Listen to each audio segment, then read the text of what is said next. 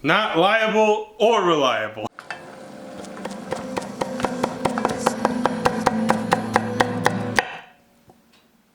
Hi, I'm Phil. Welcome to Pretty Good Cooking. Tonight on the show, I'm going to teach you how to make a London Broil.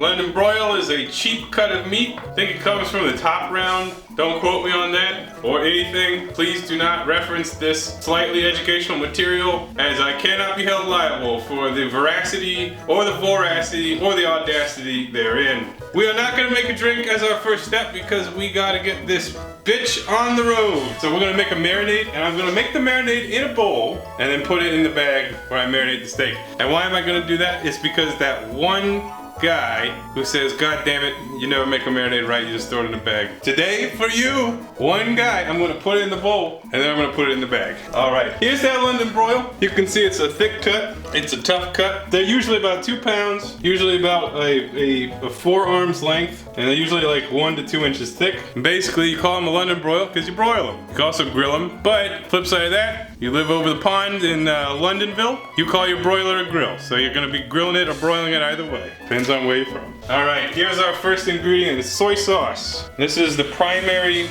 thingy. Now you can measure these out with finesse. That's not what we do here. Here's some olive oil. Olive oil, okay? Just put in that many. If you got a Worcestershire sauce, just use the rest of the bottle because it's almost out. Probably would have liked to have some more of that. But, you know, Worcestershire sauce makes beef taste like beef. That's how you know it's good. Here's Balsamic Vinegar, the cheapest that I could possibly find. Just a little bit of that. Next up, we're gonna hit it with the garlic. It's using minced, but if you just had some cloves lying around, you could smash them and throw them right in there. Got this shitty shriveled up ginger. Look, it's still good on the inside.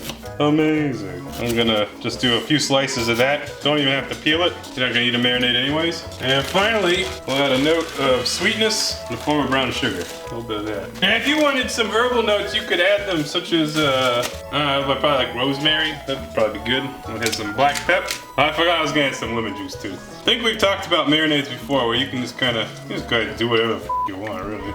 All right, give that a whisk. Look at me making a marinade properly in a bowl. It's not in the bag.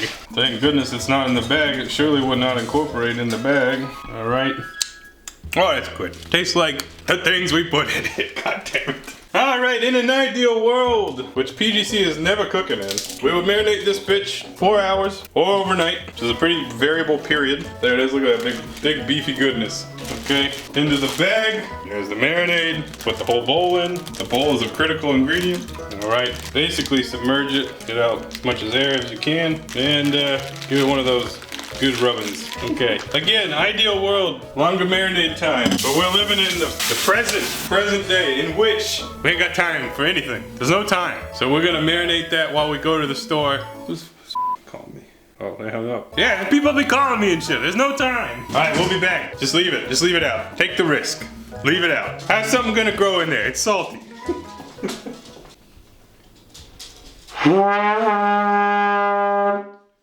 We're back! Alright guys, I'm gonna teach you how to make one of my mom's recipes. It's been a while since you've seen Phil's mom's stuff on the show. Been a while. Alright, these are classic.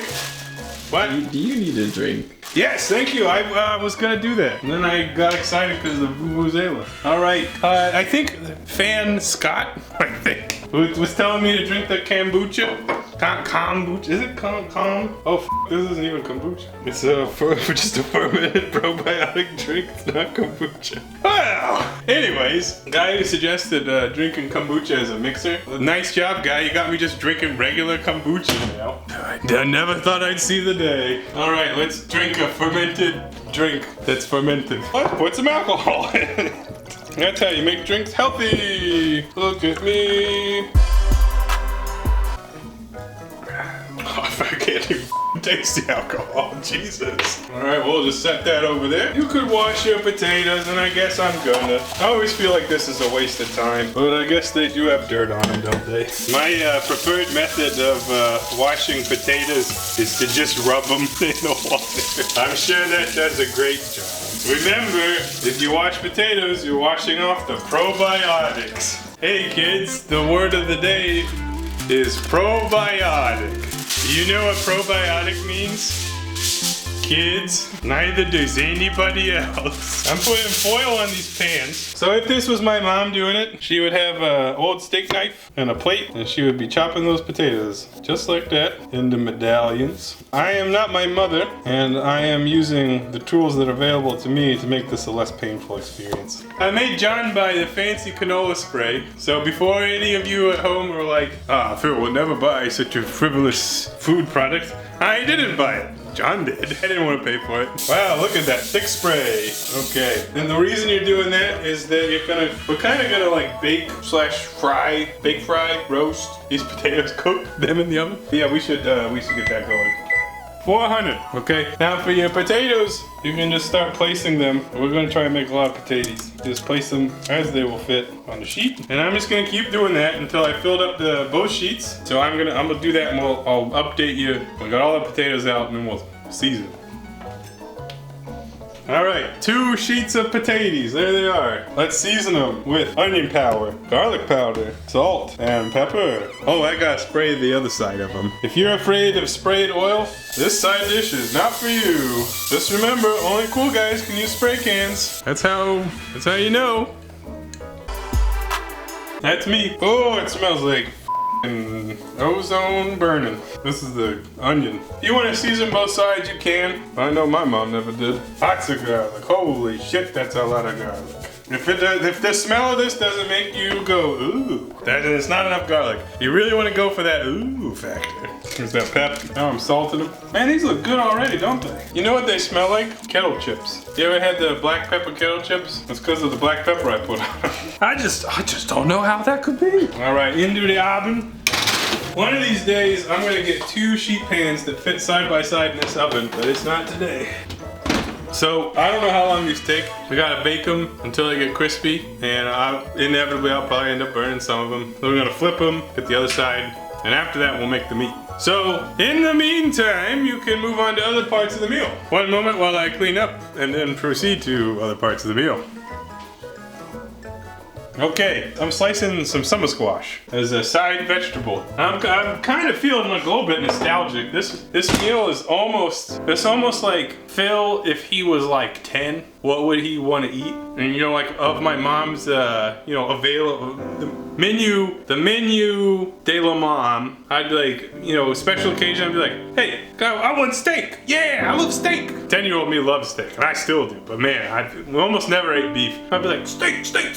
Yeah. Then I'd be like, well, what sides go with the steak? What can my mom make? So I'd probably ask for those sliced potatoes. We got those going. And then as a kid, and even to this day to a certain extent, summer squash was like my favorite vegetable. My mom would only get it from the grocery store if I was there, and it was 99 cents a pound or less. Which to this day, a lot of times you find it for 99 cents a pound or less. So it's like shit like that. Like you think about like inflation over the past couple decades. Like how do they be making squash for the same price? That's what I want to know. That's like you think about like Rallies or Checkers. How do they be offering prices like it's 1995? That's what I want to know. How is that hot dog still $1? Is it underpriced now or was it overpriced then? That's what I want to know. You know, boiled squash. We only ever had it one way. It was just boiled. That doesn't sound that exciting, but I love it. In many ways, this meal that we're eating today is like blast from the past. I don't think my mom ever made London Broil, and if she did, she probably would have just baked it, or maybe grilled it and then chopped it up and froze it, and then thawed it, and then heated it up in the microwave.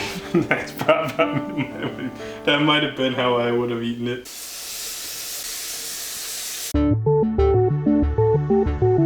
It's been some amount of time, couldn't tell you, wasn't there for any of that. Okay, so this is a hallmark characteristic, not a movie, of what they might look like when they're ready to be flipped. And these ones are almost onions. So you get yourself a spatula. Okay, I'm not good at flipping stuff here, alright. This is a struggle. But these ones that were on the bottom rack, they're looking good. Those only need a couple more minutes. The ones on the top, gonna need a couple more. Oh, here I go, not caring. Here I go.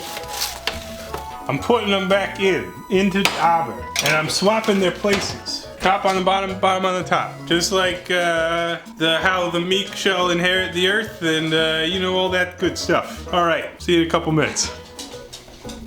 Potatoes are done, and as you can see, pan A looks better than pan B. This is typical and expected performance. And I'm not saying this has nothing to do with my mom, but if you're a mom and you're making food, if you don't have inconsistent results between two fairly identical things you've done, I don't think you're actually a mom. We're just gonna dump all those together, okay? Just like that. Double up our pans, and look at that. The potatoes are Donatos. All right, so it's beef time. We're gonna broil. Oh wait, I hit the broil. Broil just hits the max temperature. Mine's 525, some other pots 550 sometimes. I mean ovens, not pots. Here's the squash. I'm gonna start that boiling. Kind of a lot of squash for the pot size. We might have to put more water in there. All right, here we go. This is not a broiler pan. It's a roasting pan, but I think it'll do the job. The idea with using a pan such as this is that it will let the air circulate around the meat a little bit better. Maybe it will taste a little bit nicer. Maybe. Has science figured it out? I don't know. If you don't give a f,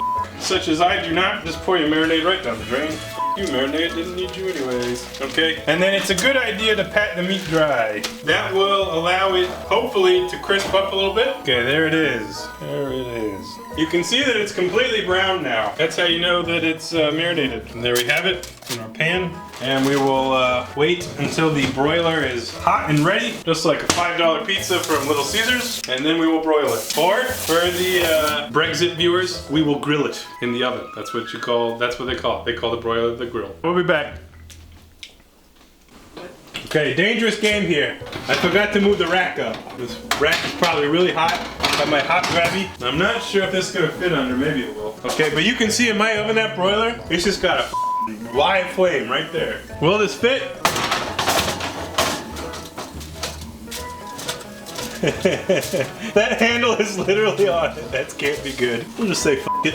Handles are metal. They ain't gonna melt. Not at these temperatures. Okay, we're gonna try 8 minutes aside, and I'm doing that because I think that London broil is not as thick as some others. So 8 minutes should be like you want to target like rare, medium rare. If it goes longer, it's gonna be tough and strong and hard to chew, just like a family member of your choosing. I'm cooking a squash with a spatula. You seen this? Alright, check out that grill action. Holy shit! It's like it's been exposed to real fire. The fire of hell! Other side. Not even close, baby. Look at that. That was right under the flame. Purified. Man, this thing might be overdone by the time we're done with it. Back in it goes, bitch! Bitch!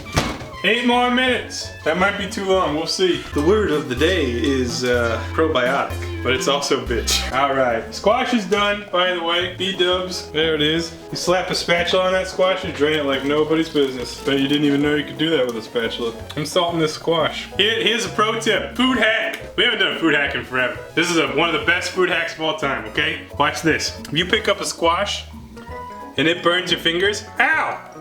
Don't eat it. It'll burn your mouth.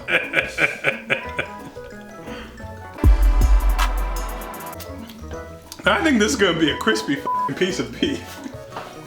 Alright, only 7 minutes on the other side, 15 minutes total, but here's why it's burning. It's not burning. Oh man, that looks good. That looks good. Okay, so you gotta let this rest. And by resting, that means don't mess with it too much, okay?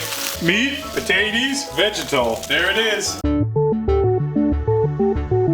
I'm gonna be a real maverick and just cut right in the middle of here. And hopefully what we see is exactly that. Actually, this I would say this is maybe perfect, but probably a little bit done. But it's warm all the way through, and if we eat this right away, it'll be delicious. And if we let it cool down too much, it'll be a little bit tough. But here's the thing, with London broil, yeah, we cooked this to medium, and maybe that's, again, I think that's because it was thinner. We should have done it a little bit less time. With London broil, you cut in very, very thin slices. And regardless of whether it's tender or not, it should be pretty good. Just cut it very thin, okay? So we'll plate that up, bring it all together. We'll get some potatoes, which like I said, are now cold. But you wouldn't know that if I didn't tell you. They look like regular warm potatoes. We'll get some squash from the creek, some slices of London broil, like so. And because I love horseradish sauce so much, I'm just gonna put it right in the middle.